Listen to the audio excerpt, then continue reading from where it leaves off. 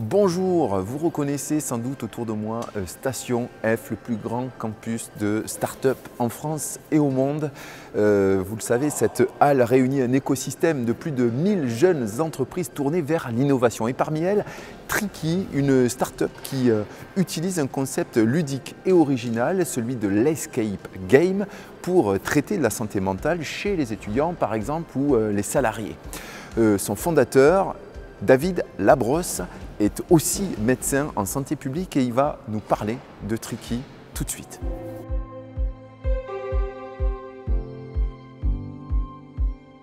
Alors ça, c'est l'application concrète, c'est ça? Exactement. Donc deux outils qui répondent en fait à des enjeux qui sont les mêmes. Donc par exemple, quand on va parler de santé mentale et pourquoi pas de troubles dépressifs, on va avoir deux domaines d'application qui peuvent être soit présentiels, donc un escape game comme on connaît, soit digitaux et comme on pourra voir ici. Alors ça se passe comment quand je rentre dans la salle d'attente digitale, virtuelle? Alors globalement, ce qu'il faut comprendre sur la philosophie de l'entreprise Tricky, c'est que nous, notre métier, c'est d'abord de créer des outils, de les valider par la science. Donc on a notamment un partenariat avec l'INSERM, l'unité 12-19.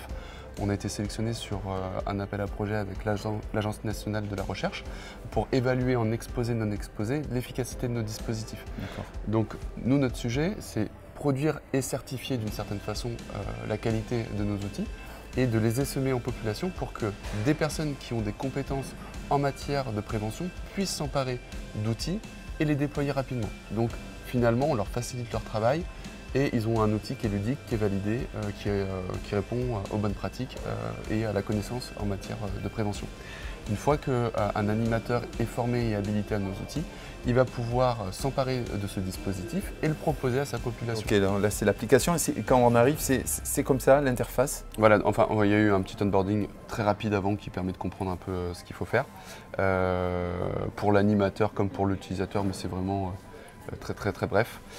L'utilisateur est accueilli par un petit message de bienvenue et l'utilisateur il va avoir ses questions sur lesquelles il va pouvoir mesurer son niveau de croyance. Les réponses sont bien sûr pas visibles. Non, chacun a une réponse particulière. Chacun son questionnaire, tout à fait. Une fois que le chrono est lancé, ils vont se retrouver sur l'expérience de jeu.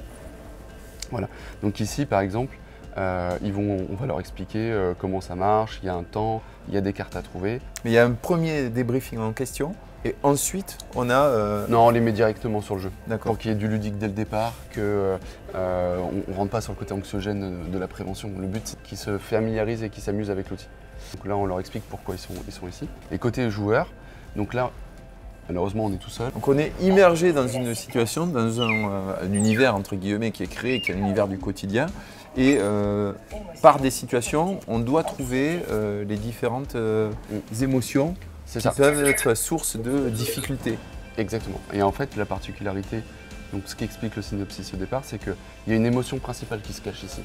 Simplement, on ne sait pas laquelle, enfin on ne sait pas laquelle c'est, et il va falloir trouver ces différentes cartes-là qui ont tout un lien avec l'émotion principale. Côté animateur, je vais pouvoir diffuser de la prévention. Donc là, je vais leur expliquer, vous voyez, vous avez trouvé l'anxiété, qui avait en fait un lien entre… Enfin, toutes ces cartes ont un lien avec l'anticipation, et après, ils passent de round en round. Vous voyez, et à la fin… L'idée, c'est de débriefer le mix d'émotions qui conduit à un état global de chaque individu et donc à des situations de mal-être. J'ai une console qui me permet d'observer l'arrivée de mes participants, donc comme sur un Zoom ou un Teams, peu importe.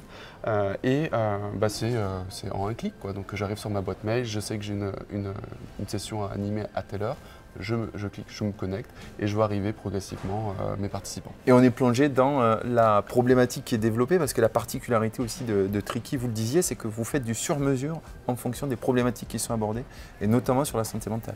Alors effectivement, ce qu'on fait, c'est que l'approche immersive, elle est standard. Donc elle va permettre globalement de prendre conscience avec une méthode qui est validée sur un thème bien précis. Troubles dépressifs par exemple, on va parler de 5 symptomatologies qui sont à la fois présentes pour pouvoir définir le risque de troubles dépressifs majeurs. Alors, on va parler perte de plaisir, perte de poids, insomnie, etc. Cette approche-là, elle est standard. Donc tout le monde va jouer de la même façon sur cet outil, avec leurs règles, leur façon de résoudre plus ou moins bien les énigmes, mais globalement ça c'est standard. Par contre, la partie débriefing, les questionnaires sont standards également, mais le débriefing et la verbalisation de ce que va vouloir dire un individu parce qu'il a une croyance sur le fait que la pathologie dépressive peut être contaminante pour son entourage, donc c'est pas bien de fréquenter des gens dépressifs, croyance par exemple, et bien là on va pouvoir aller creuser et investiguer avec lui pourquoi il pense ça et déconstruire cette croyance-là. Et de façon individualisée. Et donc là, de façon sur mesure et spécifique, on a sorti pour l'occasion et autour de la gestion des émotions. Donc finalement, comment je vais pouvoir mieux détecter mes émotions pour verbaliser la bonne émotion et pas être à côté de la plaque, parce que ça peut être source de conflit, et éviter de tomber dans une gestion émotionnelle qui ferait qu'au fur et à mesure, je surchauffe et j'ai un risque pourquoi pas stress, anxiété, burn-out, brown-out au travail par exemple. Totalement. Dans un monde parfait, j'ai pas à gérer mes émotions. J'arrive à anticiper, mieux verbaliser et ajuster au bon moment. Et quand je rentre dans la gestion émotionnelle, c'est presque déjà un peu trop tard. Bon, évidemment, c'est le quotidien, on est tous dans la gestion émotionnelle. L'idée, c'est de l'anticiper. Là, ici, il se retrouve par exemple donc pour les étudiants dans une colocation pendant cette phase de confinement. Et on va revenir un peu sur cet épisode qui a été assez anxieux, assez fort en stimulation émotionnelle, plutôt négative. Pour certains positifs, mais globalement, on va dire plutôt négatif. Et donc, dans cette chambre, dans cette colocation plus exactement, ils vont interagir avec les objets. Donc, c'est une méthode de point and click. Donc, je clique sur des objets. Chaque objet va avoir un lien ou pas dans l'expérience de jeu et ça va être en tour de rôle. Donc on crée des situations sur lesquelles on met, qui nous permettent de pointer des problèmes de la vie de tous les jours. Exactement. Et qui ensuite peuvent fabriquer des situations émotionnelles beaucoup plus lourdes à gérer et qui peuvent avoir des incidences beaucoup plus lourdes à gérer. Exactement. Et dans ce cas bien précis, on leur apprend une méthodologie qui consiste à associer certaines émotions, des émotions fondamentales, qui génèrent des émotions plus complexes. L'anxiété, tout le monde peut se sentir anxieux. Par contre, on ne comprend pas toujours que c'est la somme de l'anticipation d'une situation et de la menace, donc de la peur qu'on lui associe. Et c'est ça qu'on va leur apprendre. Et il y a plus d'une trentaine d'émotions combinatoires qui leur permettent de mieux appréhender le quotidien sur la partie gestion émotionnelle. Comment c'est reçu de la part des étudiants, des salariés, des individus et puis aussi des entreprises par exemple qui font appel à vous? Alors bien, parce qu'on leur enlève quand même une grosse difficulté pour traiter pour les entreprises d'un sujet obligatoire, hein, c'est juridique. Bien également parce que finalement ils ont un peu l'effet kiss cool, je dirais, c'est-à-dire que l'entreprise elle voit assez facilement l'intérêt de fédérer ses équipes parce que performance, parce qu'il faut que les gens s'entendent bien et que ça dépote.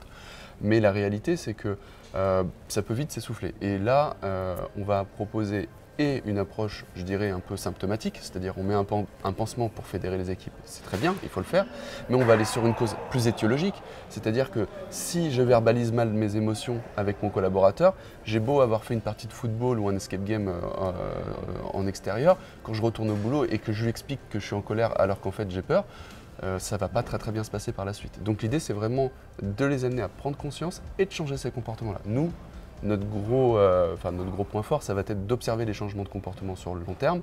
Donc une phase d'immersion, une phase de débriefing avec le professionnel, donc qui est formé à cet outil, donc 1 heure et 1 heure, et une évaluation dans le temps des cohortes. Donc on va observer à 3 mois, 6 mois, 1 an, les modifications des comportements et l'impact socio-économique pour l'entreprise.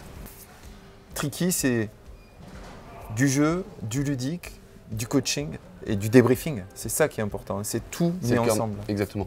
La data et le débriefing, c'est ce qui nous différencie aujourd'hui d'une action de formation, je dirais, plus classique, importante mais plus classique. Nous, notre métier, ça va être de capitaliser sur l'expérience ludique parce qu'on s'est fait confiance entre collaborateurs ou en tant qu'étudiants ou autres. Parce qu'on a eu cette sensation d'auto-efficacité, on a progressé dans le jeu, on a l'impression d'être plus fort à l'arrivée, on va avoir une capacité de verbaliser. Notre savoir-faire, c'est d'avoir des personnes qui sont habilitées et formées à faciliter cette verbalisation et à récupérer les informations qui vont être verbalisées par les participants pour en donner une compréhension, une intelligence d'une certaine façon, avec des plans d'action ou des leviers d'action personnalisés pour l'individu vers effectivement le recours à un professionnel, psychiatre, psychologue, s'il a besoin d'une consultation. Donc c'est vraiment ce temps de verbalisation qui donne de l'humain à l'humain et pas qui s'est voulu finalement entièrement digital et déshumanisé, là où lorsqu'on parle de sujets aussi intenses que le champ de la maladie mentale, on a besoin d'un accompagnement et d'un professionnel de santé. Merci beaucoup David pour cette présentation, puis longue vie à Tricky alors. Ben, merci beaucoup, merci à vous Stéphane.